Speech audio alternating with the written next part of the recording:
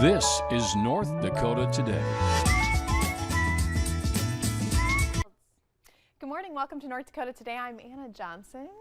And I am Phoenix O'Connor, and it is finally Friday. It is finally Friday. Yes, we're excited. We have a big giveaway today. We do. We do. We're oh, very that's excited. right. The Globetrotter ticket giveaway. We've been talking about that all week. We are going to have that. I am really excited. I want to go check it out, but I don't know whether if I want to go to the one in Bemidji or the one in Fargo. That's a lot of options. I know for sure. And I am excited as well because I think it's going to be really cool and kind of nostalgic because I think at this point a lot of the parents that are going to want to go to it were there when they were kids. Yeah. So, yeah. It should be a lot of fun. I know we have a lot of Wheel of Fortune fans out there. Oh my gosh. And I don't know if they ever got to check out this episode here. It's kind of gone viral at this point, but basically what had happened was there was a puzzle that they just were not able to solve. And it's maybe not a phrase that we use every day, but it's a phrase that a lot of us, I think, probably have heard in passing, or at least apparently it's in the song Yankee Doodle. So it was supposed to be, I think, a feather in your cap. People are calling it the most painful 2 minutes of TV because it took them a really long time to get there. And even Pat Sajak was just kind of losing his mind a little bit. You know, I am not mad at them. And this is why.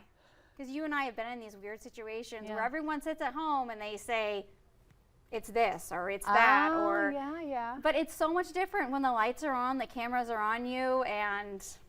Yeah, I mean, and there's a lot of options. It could have been feather in your hat. Right. No. You know, and okay, there we go. Josh Gad, the famous Olaf from Frozen, he even chipped in there.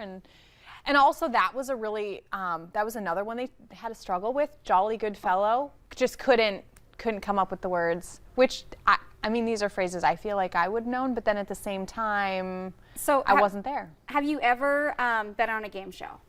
I have not been. Man, I would love to. Can we? Can you guys invite us if anybody's in charge of game shows out there? I have. It was 1 versus 100, and I was a part of the 100 out there in the crowd.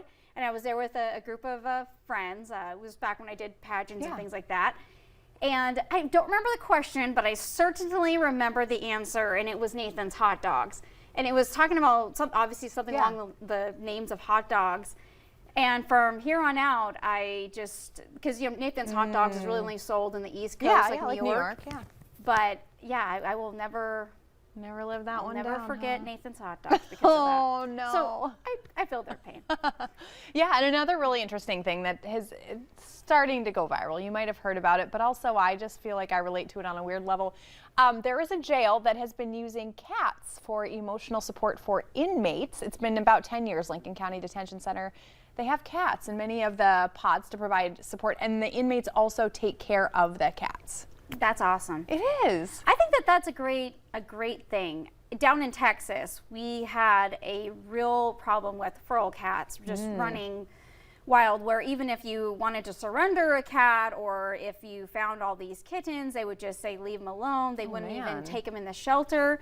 So I think it's great, and I feel love is love, and a lot of those inmates are maybe made a mistake, not maybe made a mistake, and they're serving some time, and all around that helps them probably heal some wounds and helps the cats feel loved. So, and I'm just a very curious person, so I watch a lot of documentaries, and I've seen quite a few now about just the justice system, and a lot of where there's like women's prisons, men's prisons, just because I'm interested in psychology, and I'm always curious what leads to that. Is it nature versus nurture, whatever?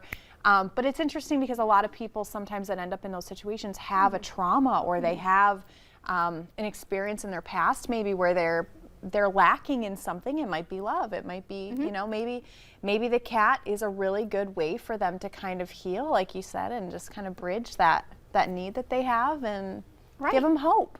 I agree.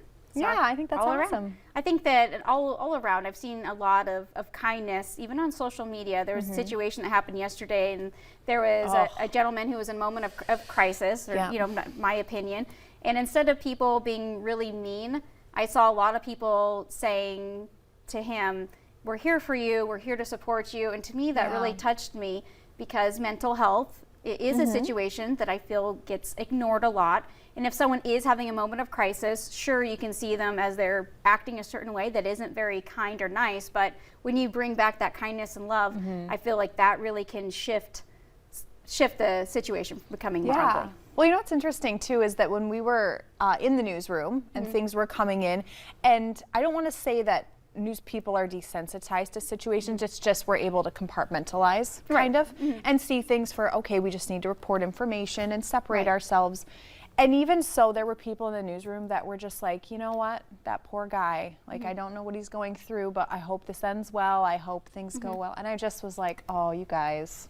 I love that. I love that. Because even though we see this kind of stuff on the news all the time, or we, you know, hear about it, it's so great to see a group of people that just really genuinely cared for his well-being. I'll even tell you a little bit about North Dakota nice.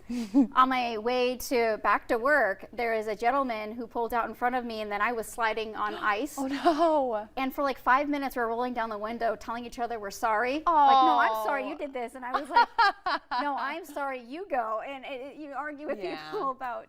That's probably only happens up here in the Midwest. So that question that we had on Skittles, what are you feeling grateful for right now? Feeling grateful for our people in our area. I felt like all we did was just snack on Skittles, you know. Yeah. And we're just deep questions though. Deep questions. That's what happens when you give people food. Yeah. They're willing to answer things they wouldn't normally answer. Well, we have some exciting news. We're going to announce those Globetrotter winners. We are. So we have Joni Trail. Joni Trail. I'm sorry, Joni from Trail, Minnesota. Right, yeah. Yeah, Roy is in Bagley. Oh. Ed in Ponsford, and Michelle is in Fosseton. Now, those ones are the ticket winners for the Sanford Center event in Bemidji. Now, we have throughout the show, we're going to have a lot of other ones for all of the other locations, but that is for Sanford and Bemidji. So, congratulations to those winners. I might come out there and join you guys. I like my northern Minnesota friends out there. Well, coming up, we have a unique medical fitness facility that prescribes fitness, nutritional, and lifestyle changes over prescription drugs. But first, here's your local steals and deals.